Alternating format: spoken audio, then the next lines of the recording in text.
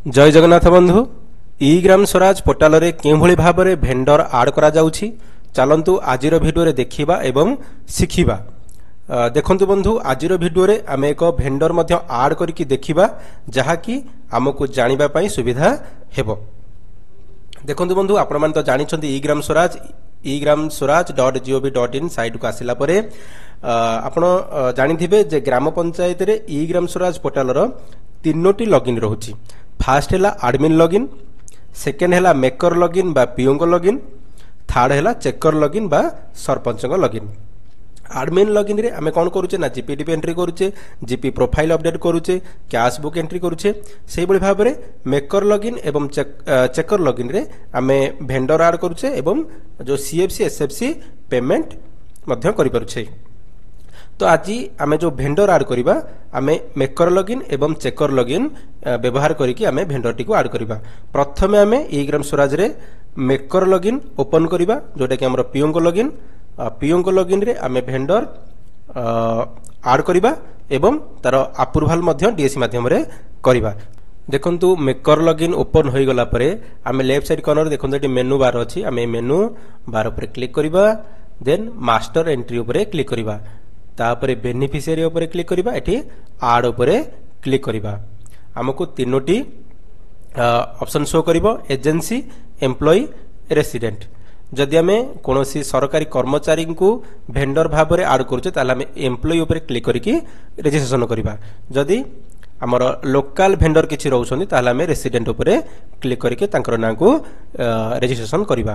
जदि कोनोसी एजेंसी रहउछन्ती ताले आमे एजेंसी जेमिति कि हमर तहसीलदार को पेमेंट हो किंबा हमर जो इलेक्ट्रिक पेमेंट हो, जदि एजेंसी किछि आमे वेंडर भाव में ऐड करूचे ताले आमे एजेंसी ऊपर क्लिक करिकि वेंडर ऐड करिबा।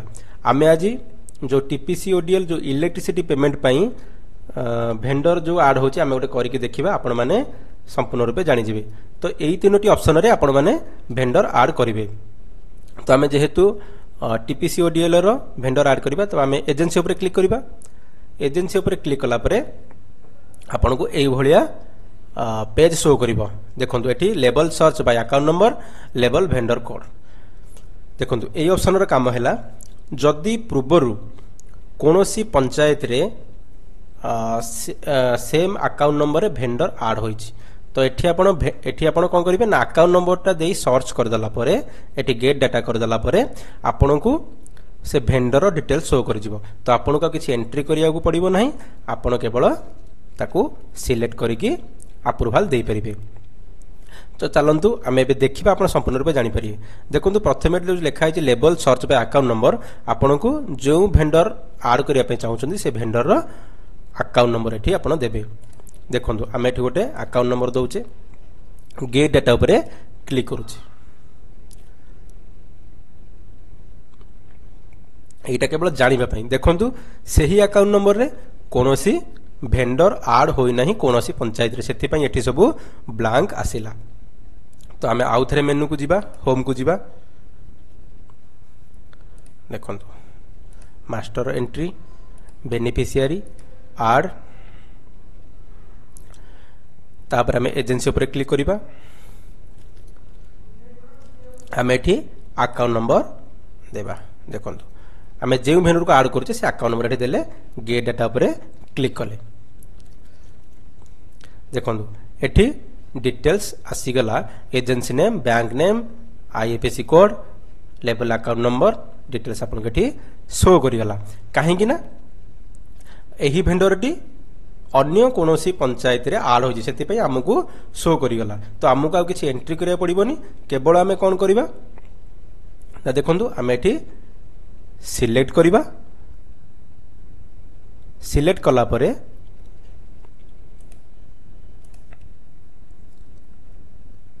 देखो आमको टोटाली सब किछि शो करिगला।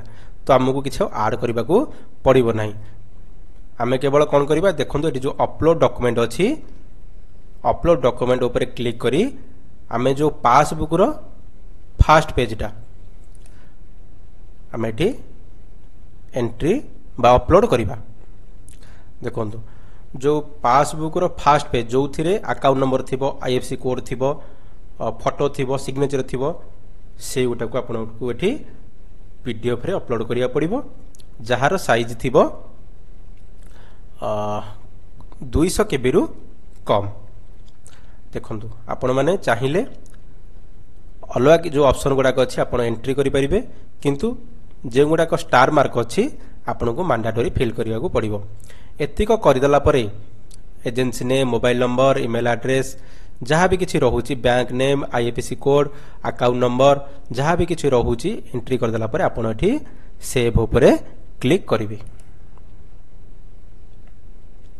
जदि अकाउंट नंबर कौन सी ग्राम पंचायत रे एंट्री है ना पूर्व ताले आपन को सबकि एंट्री करने को पड़ो। जेहेतु कौन सी ग्राम पंचायत रे यही भेंडर रो अकाउंट नंबर टी आड होइछि तो आमको शो कला आम केवल सिलेक्ट करके अप्रूव कले। देखंतु एजेंसी डिटेल्स सेव्ड ओके ऊपर क्लिक करेंगे।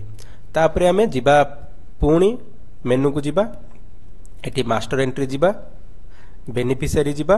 देखंतु एटी थिला आड आमे आड ऊपर जे आड करथिले जदि कोनोसी भूल भाल रहुची ताले आपण मैनेज को जाई ताकू मते चेंज करि परिबे। एबे आमे करिबा अप्रूव आमे आड कर देले फास्ट तापर आमे अप्रूव करिबा। आमे एजेंसी रे क्लिक करिथिले एजेंसी क्लिक करिबा।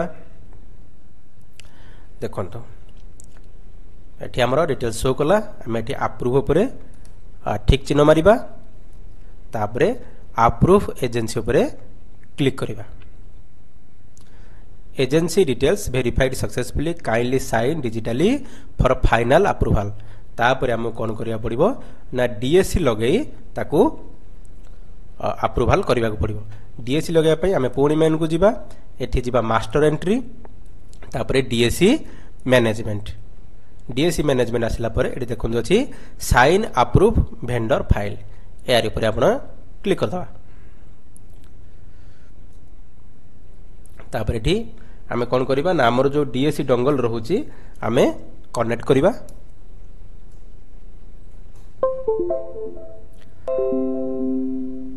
तापर एठी सिलेक्ट करिबा आपण चाहिए व्यू करिकी एठी देखि परिबे। एठी एक्शन ऊपर अप्रूव करिबा देन अप्लाई डिजिटल सिग्नेचर। एठी आपनकर डीएससी पासवर्ड देबे ओके ऊपर क्लिक करिवे। Confirm sign vendor file approved and signed successfully okay. एतिक हो गला परे तापर आपण जिबे चेक कर लॉगिन एठी हमें लॉग आउट कर दबा। तापर जिबा चेक कर लॉगिन।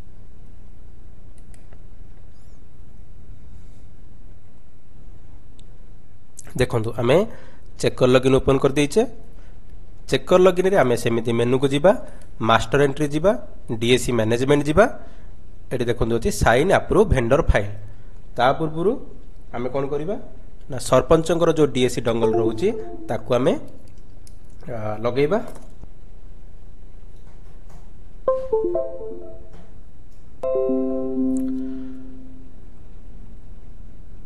तापर आमे sign approve vendor file click करिबा।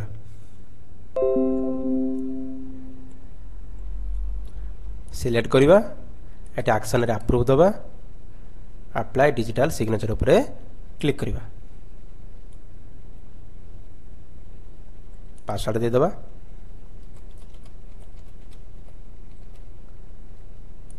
ओके ऊपर क्लिक करिबा। Confirm sign vendor file approved and sign successfully. एबे आपणकर ई ग्राम स्वराज पोर्टल रे वेंडर टी ऐड हो जाइछि एवं सक्सेसफुली साइन मध्य हो जाइछि। धन्यवाद। Thank you for watching.